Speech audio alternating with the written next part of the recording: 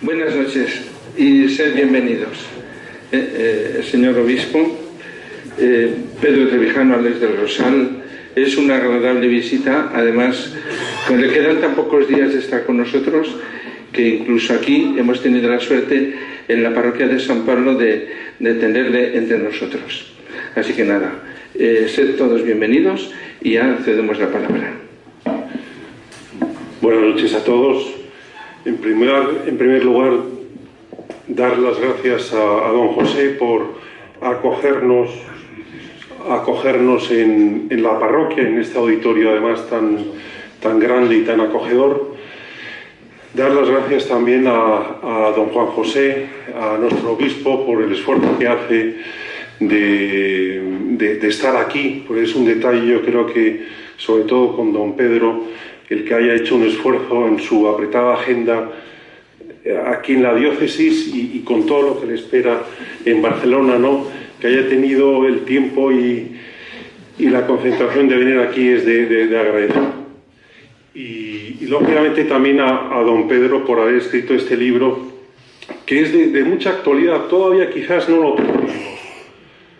Ustedes en el siglo XX, no sé si se oye. ¿Se oye? Sí. En el siglo XX tuvimos dos amenazas muy visibles y muy evidentes, ¿no? Una fue el nazismo, que estuvo a punto de invadir toda Europa y de triunfar. Afortunadamente fracasó. Y la otra gran amenaza que ha estado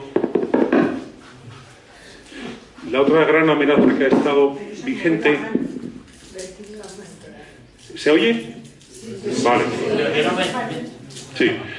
Y la otra gran amenaza del siglo XX ha sido el comunismo, que ha tenido de alguna manera una gran presencia, ¿no? Con la referencia de la Unión Soviética, la China de Mao Zedong, Vietnam, Camboya, algunos países africanos, Cuba y demás. Ahora. Bueno, esas eran como las dos amenazas que hemos tenido en el siglo pasado. En este siglo XXI tenemos dos amenazas completamente distintas. El nazismo afortunadamente desapareció, fue derrotado. Al comunismo le quedan algunos coletazos, como puede ser Corea del Norte o algunos otros países como Cuba. Pero hay una nueva amenaza, y quizás la amenaza más palpable en Occidente y en Oriente es el llamado Estado Islámico, el ISIS, el yihadismo, como en el nombre de Alá se intenta imponer un tipo de religión política que en donde más lo sufren son sobre todo los cristianos, ¿no? Ahora lo estamos viendo con los atentados en París, el último atentado en Pakistán.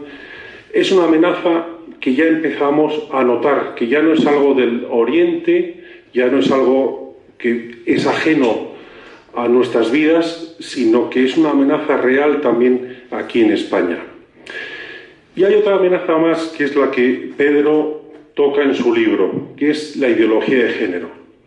Ustedes dirán, hombre, quizás es un poco exagerado hablar de amenaza y ponerla casi a la misma altura que el Estado Islámico o el ISIS. Y es verdad que el yihadismo hoy mata, y mata de forma bien visible, y destroza materialmente. Y la ideología de género no mata, pero sí que es verdad que en dos generaciones, con una aplicación rigurosa de esta nueva ideología, realmente fulmina dos generaciones. Yo les voy a leer simplemente una pequeña historia que muestra muy bien lo que es la ideología de género, y ya a continuación daré la palabra al señor obispo, para que ustedes vean, para que puedan de alguna manera, de una forma gráfica, saber lo que es la ideología de género. A finales de los años 60 nacieron dos gemelos en un hospital de Canadá. Se llamaban Bruce y Brian Reimer.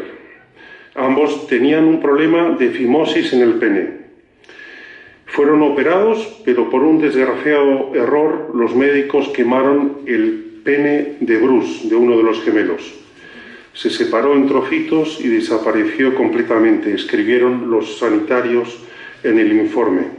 Una desgracia. Los padres de Bruce y Brian estaban desesperados. ¿Qué hacemos?, se preguntaron. Vieron por televisión a un famoso médico, el doctor John Money, que decía que hacía milagros gracias a un programa de reasignación sexual. Fueron a verle y le confiaron ciegamente a su hijo Bruce.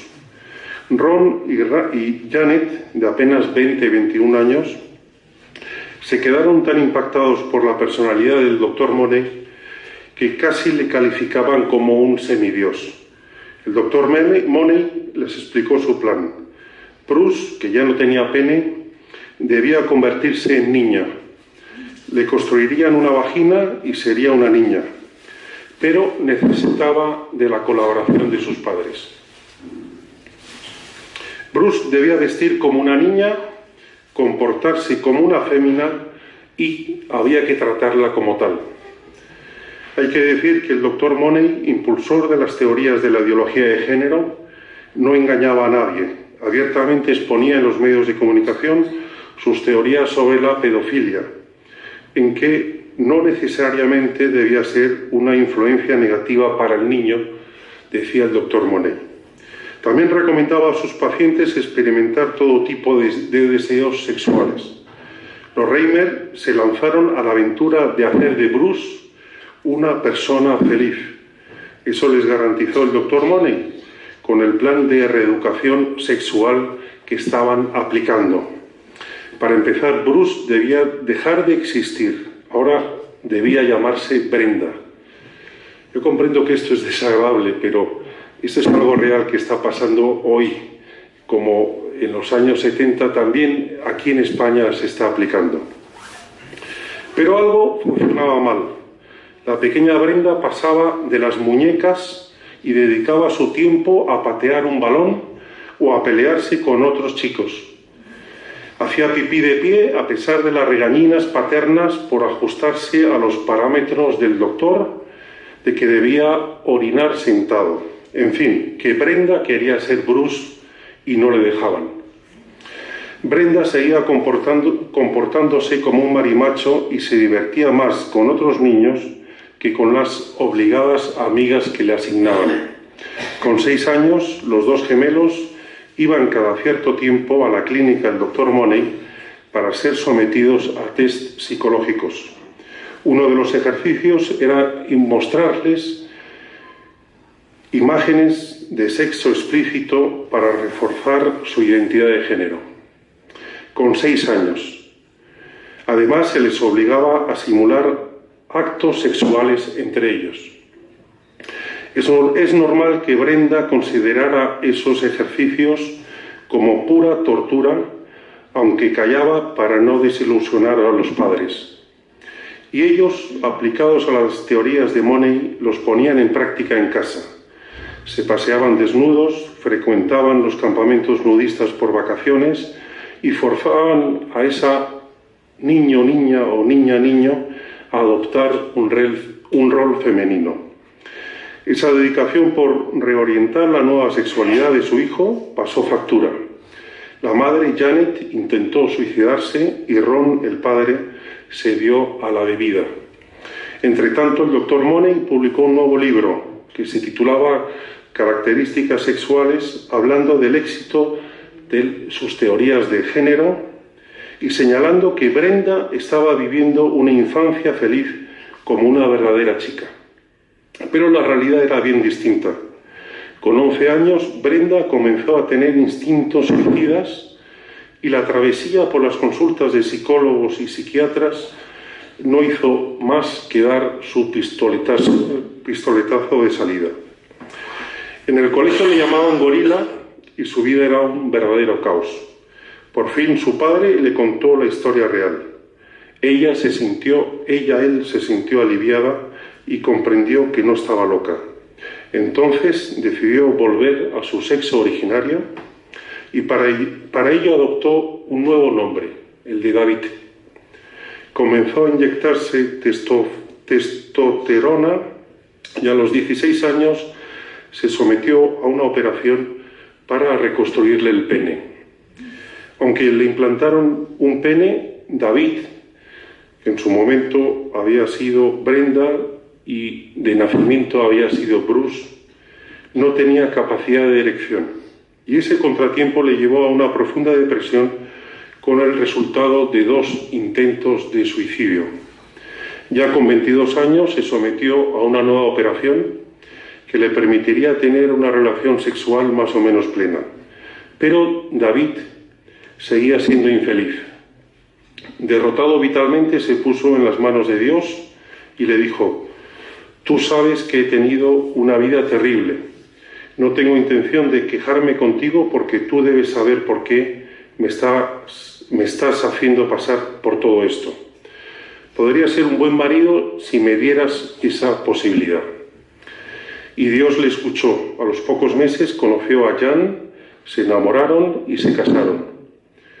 Pero los demonios permanecían en la familia de los Reimer.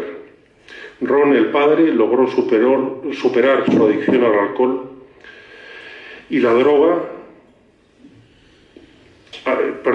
Logró superar su adicción al alcohol y enderezar su vida, mientras que su mujer tuvo siempre como compañera de vida a la depresión. Por su parte, el hermano gemelo, Brian, después de encadenar varios fracasos matrimoniales y estar encadenado al alcohol y a la droga, se suicidó en el 2002. Dicen que este hecho marcó a su hermano gemelo, David, que tras perder el trabajo y separarse de su mujer, finalmente se pegó un tiro. Esta es una triste historia. El doctor Money, por su parte, recibió en 1997 un reconocimiento como uno de los más grandes investigadores del siglo en el campo de la sexualidad. Anteriormente, la clínica que acogía los experimentos de ideología de género del doctor Money, la clínica Hopkins, decidió investigar a 50 transexuales tratados por el famoso médico. La conclusión fue demoledora. Ninguno de ellos había obtenido ningún beneficio con esos programas de identidad sexual. Esto es realmente ideología pura y dura. Y si el libro de Pedro es tan importante, aunque a bote pronto no parezca que este tema sea tan importante, es porque la ideología de género ya ha asomado en nuestro país. Ya se está implantando en algunas comunidades autónomas, Cataluña, Madrid, ya está siendo obligatoria para no solo la escuela pública, sino también para las escuelas concertadas y de iniciativa social.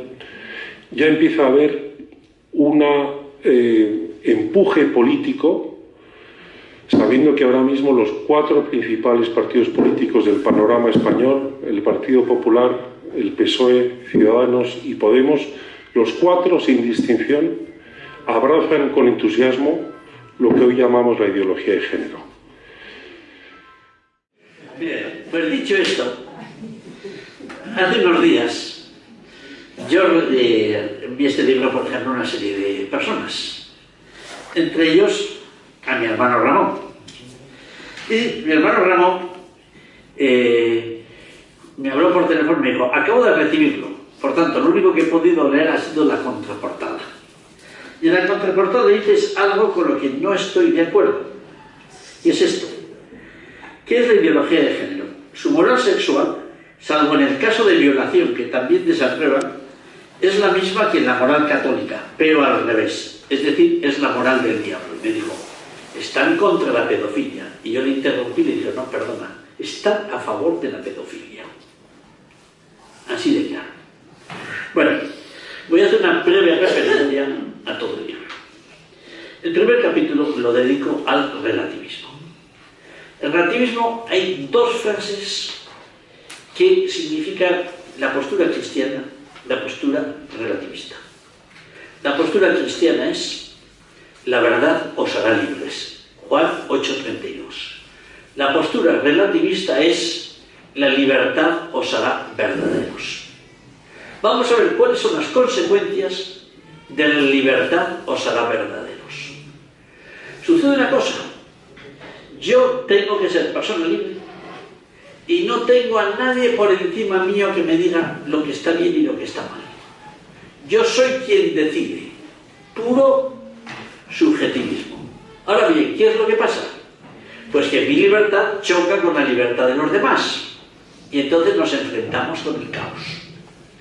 ¿Cómo se soluciona eso?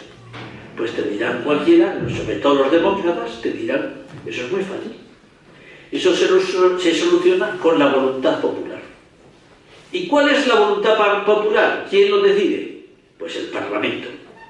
Ahora, el problema es el siguiente: todos sabemos cómo funcionan los parlamentos y los partidos políticos.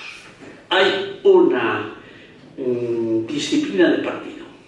Entonces, a la hora de la verdad, el único que tiene libertad para hablar es el jefe del partido. Estamos en la dictadura del relativismo. Ahí eso lo expresó muy bien Unamuno cuando decía lo siguiente: en Francia no se puede pensar libremente, hay que ser librepensador. Y si no eres librepensador, pues mal. Y aquí estamos viendo en España pues que te dicen lo siguiente: los relativistas te dicen: es que tú crees que hay una verdad objetiva. Y eso no es así. Pero entonces resulta una cosa. Recordemos la famosa frase, que no he puesto en el libro, que luego me da cuenta que es de las ausencias. El relativismo dice: no hay verdad ni mentira. Todo es según el color del cristal con que se mira. Pero ¿qué pasa? Si, por ejemplo, esto a mí me parece que es un absurdo. Vamos a poner un caso concreto. El aborto. ¿El aborto es un derecho o es un crimen? Hay algo evidente. Los dos no pueden tener razón. O es un derecho o es un crimen. Pero que no puede ser es derecho y crimen. Y entonces esto nos indica que el relativismo evidentemente falla por el sentido común.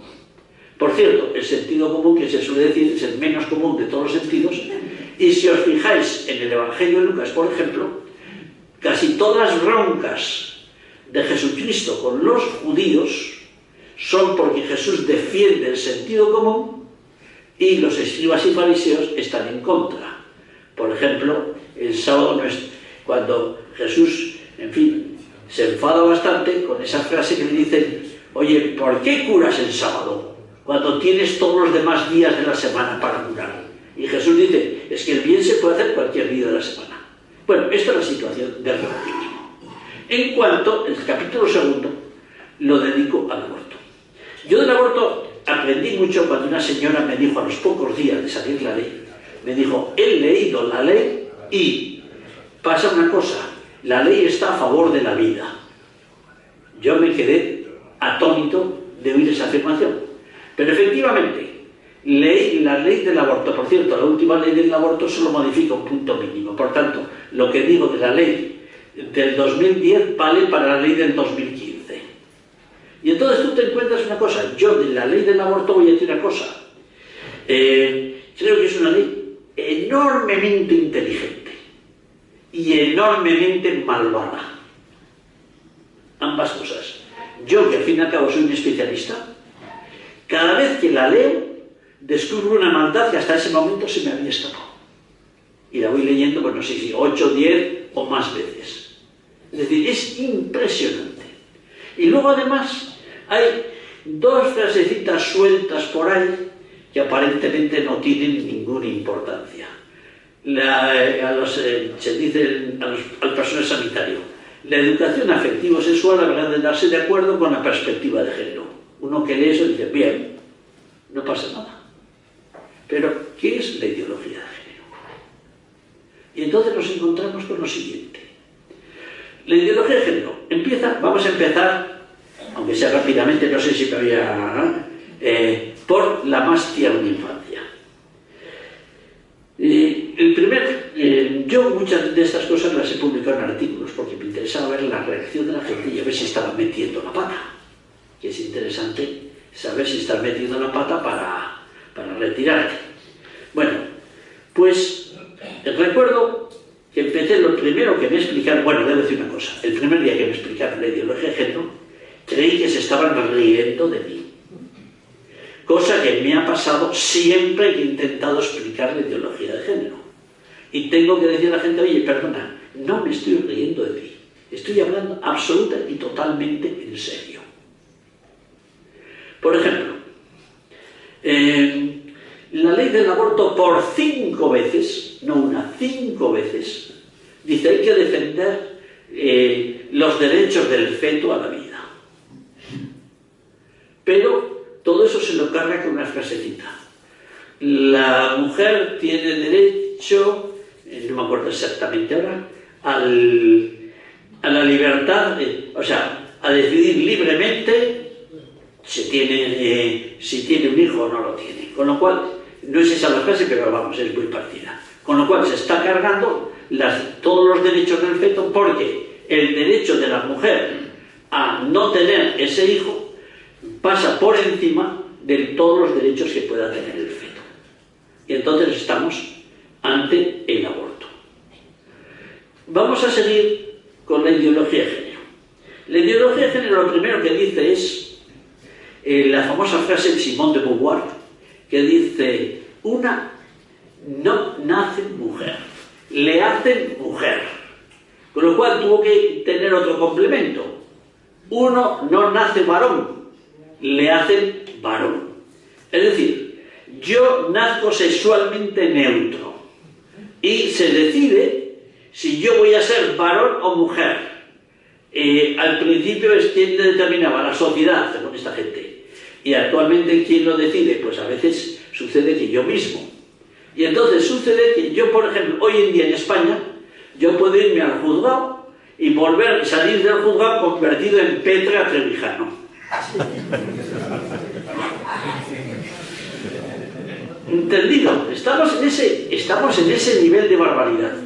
A mí mi único consuelo, cuando oigo estas burradas, es que me imagino un niño de 7 años llegando a casa y diciendo, mamá, hoy el profesor nos ha dicho que si quiero, o la profesora, que si quiero puede ser nena, y mi hermana, niño. Mamá, el profe está loco. Pero tan serio es el asunto, y en toda Europa, o sea, recordemos que no hace el 9 de septiembre, el Parlamento Europeo decidió, por una mayoría de 408 votos a 230, que en toda Europa la educación afectivo-sexual debe darse de acuerdo con la ideología de género. Esto está decidido por el Parlamento Europeo. Y entonces, pues al niño hay que decirle, tú puedes ser nena y tú puedes ser niño. Y luego otra cosa, ¿para qué sirve la sexualidad? A mí me han enseñado que la sexualidad, en la moral católica, está al servicio del amor. Pero no, la sexualidad no está al servicio del amor. La sexualidad está al servicio del placer. Y si tú tienes, niño de 7, 8 años o 5, un pene, es para algo, no solo para hacer pipí, sino para que lo uses sexualmente.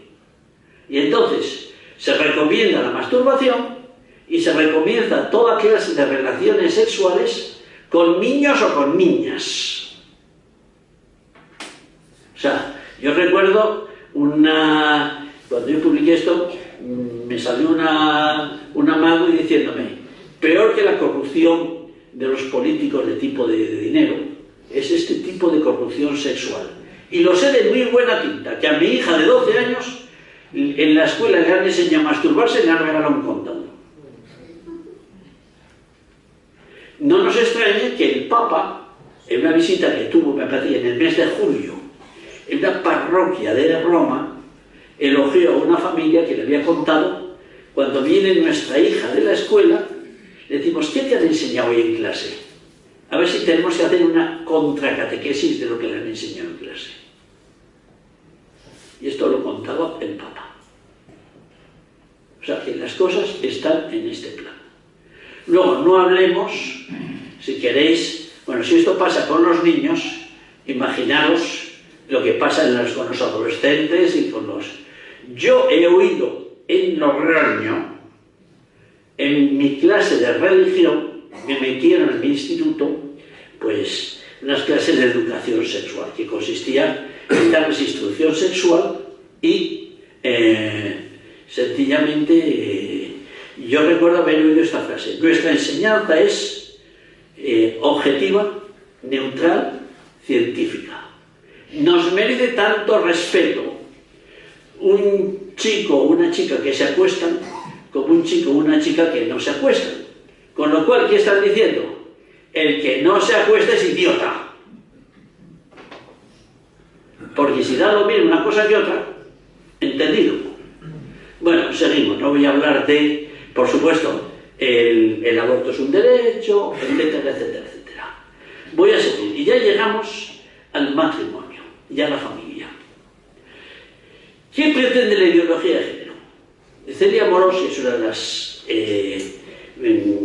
feministas más ultras, lo dice muy claramente. El objetivo es destruir la familia. Se trata simplemente de destrozar la familia. Porque, por ejemplo, recientísimamente, en el mes de, probablemente es un documento que tuve noticia hace muy pocos días, fue el último capítulo que lo añadía a toda velocidad, ¿verdad? Muy pocos días antes de salir el libro.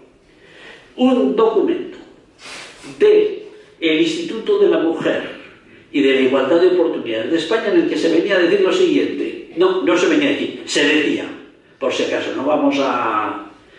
En las escuelas e institutos los servicios tienen que ser unisex.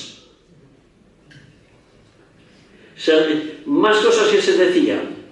Hay que desaconsejar la celebración del Día del Padre y de la Madre para meter el Día de las Familias para que quepan así también los homosexuales. Hay que fomentar el Día del Orgullo Gay. Todo esto en las escuelas.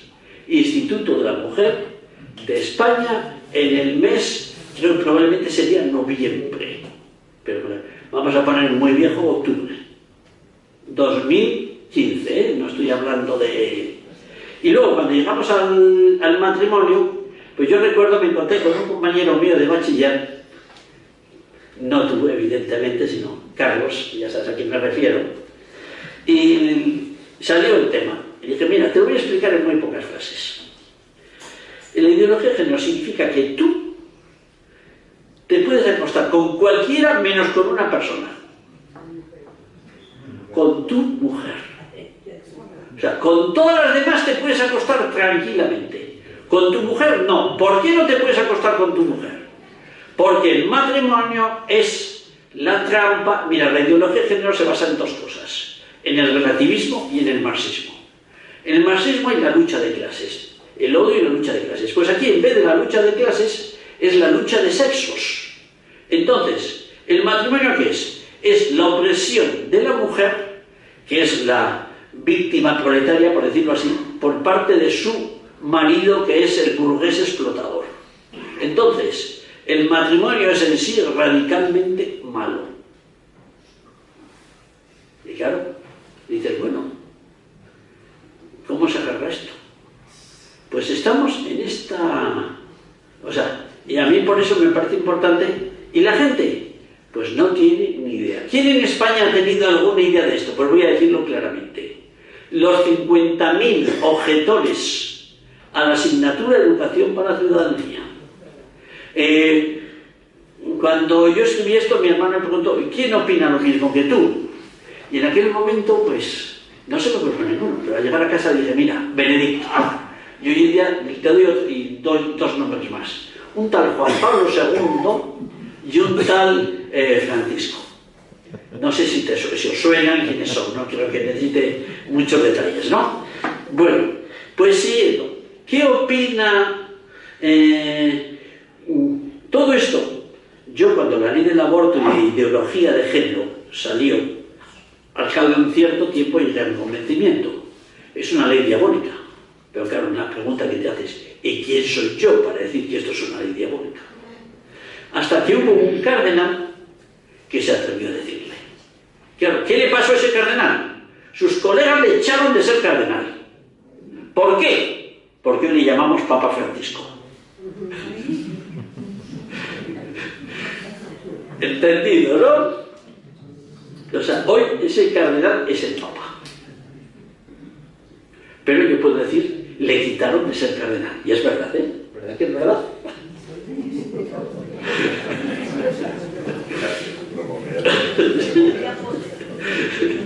Bien, bueno, pues simplemente estas son las principales barbaridades. No quiero entretenerme ya mucho más. Creo que os he dado una panorámica de lo que es el problema de la ideología de género. Es decir, ¿cuál es para mí el mayor atentado de ideología de género? Dos. Una parte es una legislación diabólica, en todo el sentido de la palabra, y por otra es una legislación que falta algo elemental, al más elemental sentido común.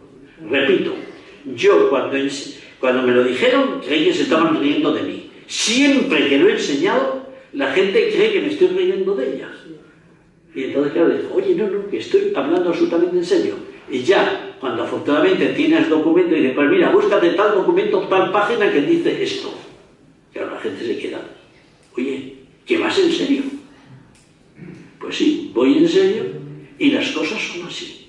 Ahora, conviene que todos nosotros lo sepamos y que hagamos una opinión pública, porque si no, estos individuos se están encontrando. Mirad, yo voy a decir una cosa. Cuando me encontré con estas clases de educación sexual en mi instituto, llamé a los padres a una reunión. ¿Quiénes me aparecieron? Los que estaban de acuerdo con la ideología de género. Los nuestros no aparecieron. Claro, te dices, mira, te dan ganas de decir, iros a cierto sitio. ¿Entendido, no? Son vuestros hijos. Y entonces yo me quedé muy desinflado en aquella ocasión. Ahora, creo que hay que luchar y hay que decir, señores, está pasando esto. Lo primero que hay que hacer, yo recuerdo una frase que nos dijo un día un profesor que me gustó mucho. Para resolver un problema, lo primero que hay que hacer es planteárselo. Sirve para las matemáticas, pero sirve para cualquier otro problema.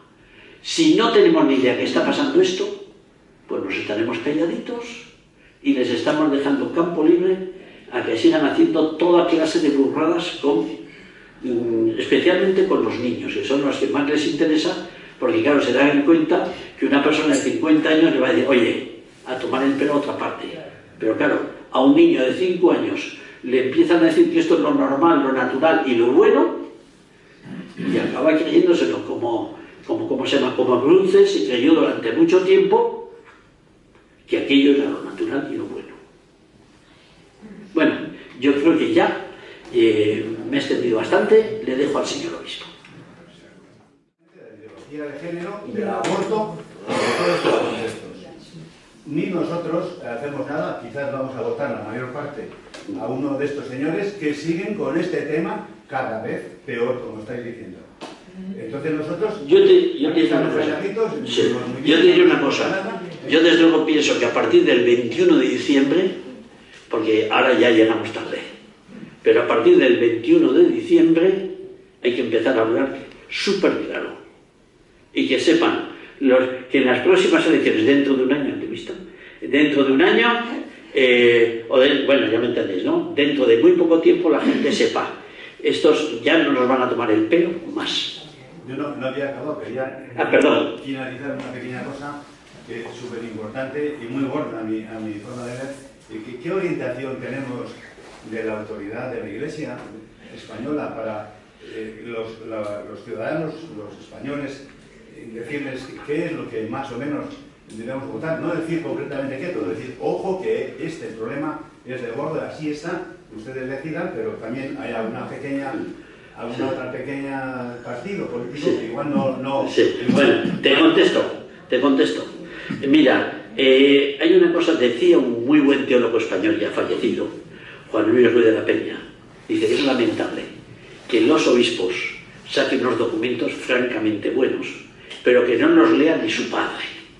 Entonces, concretamente, en el campo de la sexualidad tienes un documento muy bueno del año, me parece que es del año 10, La verdad del amor humano. Me parece que es un señor documento impresionantemente bueno. Y voy a dar un dato.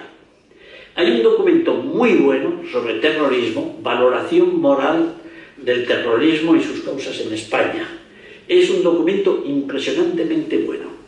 Es del año 2002. A mí me consta, porque lo he hablado con ella, que Ángeles Pedraza, la presidenta de la Asociación de Víctimas del Terrorismo, supo en el 2012, y porque se lo dio en mano Roku, la existencia de este documento. Aquí hay algo que los señores obispos tienen que plantearse, el por qué nuestros documentos no llegan. Y tal vez allá, cuando publiquen un documento, tengan que mandarlo, pues a lo mejor a los diputados, en fin, ya me entiende lo que quiere decir, ¿no? O sea, lo hacen, pero por lo visto no se enteran los diputados entonces. A ver, adelante. Bueno, le dejamos al señor obispo.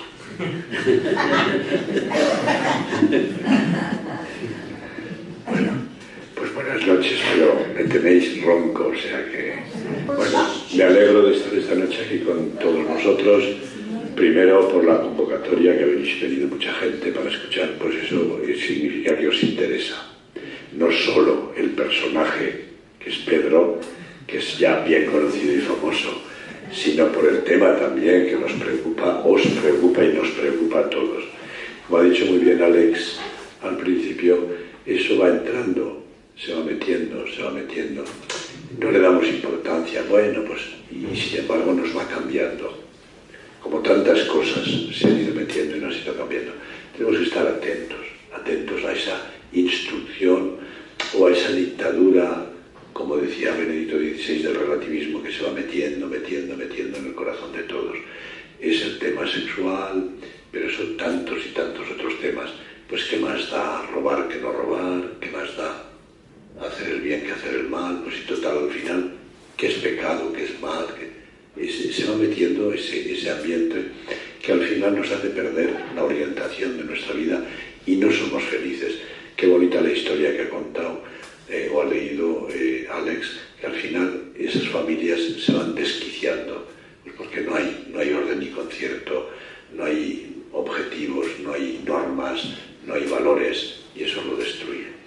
Bueno, felicito por una parte a Pedro, que es una voz que siempre distorsiona, es tan apasionado, que todas estas cosas en el periódico, en el sermón, donde sea él lo suelta, da gusto con ese carácter. Al final uno no sabe dónde aterriza, pero siempre te conmueve, siempre te conmueve. Sí, porque como él me contaba un día, dice, no sé muchas veces si he empezado la misa o la he acabado. Y me contó esa anécdota de que sale al altar allí en la redonda y dice, en nombre del Padre, dijo Espíritu Santo, podéis ir en paz. Pero a todos deja inquietos. Muy bien, Pedro, y esos artículos que él escribe, y si no se lo publica, pues él sigue. Yo creo que ahí, más que lo que él dice, es cómo él se sitúa ante la sociedad. No se doblega y quiere ser una voz que ilumine, una voz que aclare y que ilumine un poco a toda la gente en estos momentos complicados. Yo en esto se lo felicito. Y escribe un libro y luego volverá a escribir otro libro y de una manera lo mete y de otra manera lo mete. Muy bien, Pedro, que sigas así luchando por la verdad y sobre todo influyendo en nosotros o insuflando en nosotros el no tener miedo a defender la verdad, con valentía, con humildad, como dice el Evangelio también. Ser valientes y a la vez humildes. Valentía y humildad para publicar la verdad y decirla en todo momento. Y fijaros, al final, en esta sociedad tan convulsa, al final es la Iglesia la única que está defendiendo a los más pequeños en este tema, el aborto, el matrimonio, tantas cosas. Es la Iglesia y van a por ella, porque es la única institución la única institución, pero en eso no tenemos que doblegarnos, es el mensaje de Jesús. Y el Papa es tan querido y tan social, pero a la vez, veis que la doctrina es la clásica. Yo no juzgo a nadie, pero yo no estoy de acuerdo con. Yo no condeno, pero no estoy de acuerdo. Es mi marido, ya ha dicho, lo quitaron de cardenal por defender. Bueno, que defiende. Bueno, yo estaba asustado, digo, Pedro hoy se lanza mucho. Sí, y decíais que los obispos no hablamos, y lo que pasa es que tenemos poca costumbre en España de leer los documentos. Algunos ciertamente son difíciles de leer, pero fijaros, yo que voy todos los veranos unos días a mi pueblo, vaya por el Bajo Aragón, siempre viene un señor de un pueblecito al lado de Alcañiz, donde estuve de cura. Es labrador, no tiene estudios, es un hombre muy, muy entregado, ha sido de pequeñito de la Acción Católica. Y él tiene esa metodología de la Acción Católica de leer todos los documentos de la Iglesia. Y como hacían activamente la Acción Católica, todas las encíclicas de los papas las leían y las trabajaban. Y él tiene esa costumbre. Y me dice este verano, dice, oye, pero qué libro tan bonito nos ha escrito. Digo que es labrador, qué libro tan bonito nos ha mandado el Papa con esa Evangelii Gaudium, la alegría del Evangelio. Dice, es la cuarta vez que me la leo ya. Dice, a los otros papas me los leía, estaba muy bien, pero me costaba entenderlo. Pero este me gusta mucho y lo entiendo y quiero empaparme. Y es la cuarta vez y dije, me ganas. ¿Qué cosa tan bonita? Digo, a ver si nos ganáis vosotros y lo leéis, porque a veces no hablan, sí que hablamos, y los obispos también, algunos documentos quizás no son de esa frescura como la Evangelii Gaudium, pero ahí toca también todo, te da grandes principios. Pero hemos escrito últimamente la Conferencia Episcopal con otro lenguaje más sencillo, la Iglesia servidora de los pobres. Y dices, sí, está bien, pero a lo mejor no nos lo hemos leído. Y leerlo 2 o 3 veces. Y el Papa vuelve muchísimo a una exhortación que escribió también Pablo VI, que era Evangelii Nunciandi, que también el Papa la cita y la recita cantidad de veces, que dice que le marcó muchísimo esa exhortación del Papa Pablo VI. Y es muy fácil de leer, y ahí habla las familias, habla los matrimonios, habla los jóvenes, es impresionante. Y donde dice que nosotros, los cristianos, la Iglesia, no existe más que para evangelizar. No estamos más que para mostrar el Evangelio, lo que hace Pedro. Y acabaré con una anécdota final de Pedro, ya que me ha invitado, y es la última vez que estoy en una cosa pública y encima con Pedro la tengo que contar, porque eso algunos me lo habéis preguntado y ahora sí os responderé porque no la sabéis. Ahora vendrá, misterio. Pero quería felicitar también al periodista que ha venido y escritor Alex de Rosal. Yo le felicito pues porque él también está en esa lucha, está en una editorial que se llama Libros Libres, y donde han editado también esto con otra rama, con otro nombre, Voz, Papel. Tienen un montón de libros publicados, algunos son novelas, pero que detrás está toda la filosofía que nos ayuda a entender lo que está pasando en la sociedad. Muchísimos son en forma de novela, otros en forma de... Para comprar algún libro, ahora vienen los Reyes, pues pedirles algún libro. Ahí tenéis, quiero hacerle propaganda, no me regala ningún libro, pero es igual. Pero merece la pena. Entráis en internet, Libros Libres, y veréis allí una colección impresionante de todo tipo de temas. Que, de hecho, por ejemplo, lo de Cohen, ¿verdad? Es un libro bien bonito. La homosexualidad se puede superar, se puede curar. Es un psiquiatra que él mismo ha sido. Pues lo han prohibido los movimientos gays y los tuvieron que retirar del Corte Inglés. Ellos, ahí están. Libros Libres. Vale, no están subvencionados, ¿verdad que no? Con lo cual no les pueden cortar. Y ellos siguen publicando. A mí me parece esa libertad. Y ahí es donde tenemos que acudir. Y ya está. No pensemos que ahora nos lo van a dar todo hecho. Tenemos que buscar nosotros. Y formarnos para tener criterio. Y luego nada imperfecto, haremos lo que podamos, pero ahí estamos todos trabajando. Bueno, y acabo, porque si no voy a hacer yo la charla. Estos días ya lo visteis la foto del Papa con el obispo de La Rioja riéndose a carcajada y todos preguntan, ¿y qué chiste contaba el Papa? ¿O le contaba usted al Papa? Pues os lo voy a contar, hombre. Ya que me voy os lo cuento. En la visita de Límina pasamos los obispos, entrábamos 11 obispos para hablar allí con el Papa, que este Papa Francisco es muy sencillo. Nos pone todos alrededor en sillas iguales. Somos todos obispos. Es un signo bien bonito. No es uno más que otro. Él se pone también con nosotros en círculo, con lo cual somos todos iguales. Bueno, ya sabemos quién es cada uno, evidentemente, pero... Y nos dice, pues, empezar a hablar y yo intervengo, vosotros intervenís. Así fue muy coloquial.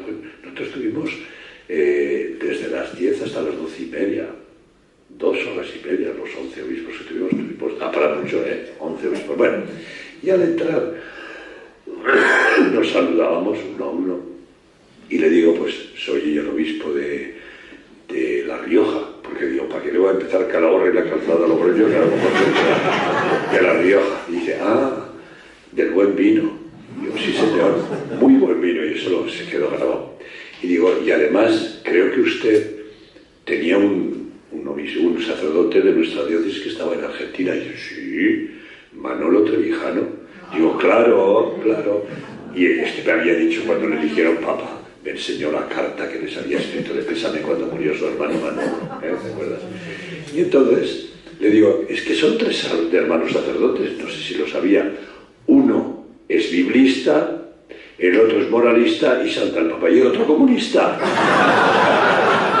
Igual que habéis hecho vosotros, me pasó a mí. Y yo dije, los Trevijano comunistas, imposible. Eso es imposible. Pero lo hizo con esa gracia, porque además rimaba, pero además desconocía. Así, y el otro comunista. Ese es el chiste que está detrás de esa foto, que la risa, la culpa la tiene Trevijano. El Pedro. Bueno, pues, que muchas gracias, Alex, por todo el trabajo que hacéis desde la editorial. Muchas gracias a Pedro por ese trabajo que hace siempre de esclarecernos. Un poco de la vehemencia que tiene, bajar alguna vez, porque si no... Pero las ideas están muy bien. Yo le digo alguna vez, no levantes tanto la voz, pero que lo haces muy bien, tú sigue. Porque si no, parece que incita a entrar a la pelea. Pero que siga escribiendo, que nos ayuda, pues leer el libro, porque además toca todos los temas a la vez que la ideología de género, pero está enmarcada en todo. Y yo creo que eso es muy importante, porque al final hay un equívoco y acabo con esto. Todos somos iguales, es verdad, en dignidad, pero no somos iguales, somos distintos físicamente, distintos psicológicamente y distintos pero no nos hacen, todos somos iguales. Pues no, señor, tuve una discusión en mi despacho un día, es que usted ha escrito que no somos todos iguales. Digo, claro que no, pues usted está equivocado, porque le digo, chico, yo no sabía que tú y tu mujer erais iguales. Y se quedó así, digo, no, yo creo que sois distintos. Se quedó cortado de estos sabios que tenemos también aquí en La Rioja. Somos iguales en dignidad, pero no confundamos. ¿Qué es ese gran problema? ¿Qué pones detrás de cada palabra? ¿Qué pones detrás de cada palabra? Ahí es donde tenemos que estar muy atentos. Pues gracias, porque Pedro está con la lupa, ya veis que dice que está despistado, que a veces están las nubes. No, está siempre con la lupa, mirando muy bien.